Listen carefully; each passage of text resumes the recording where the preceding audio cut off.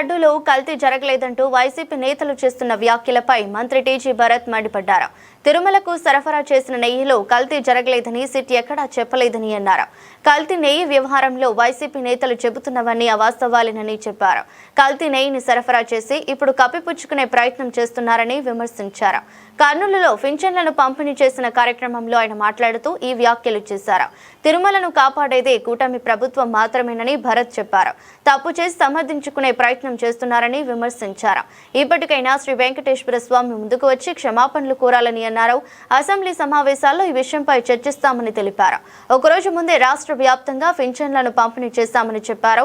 Davos పర్యటనలో ఏపీని అద్భుతంగా ప్రమోట్ చేశామని తెలిపారు. దీని అద్భుత ఫలితాలు త్వరలోనే కనిపిస్తాయని చెప్పుకొచ్చారు.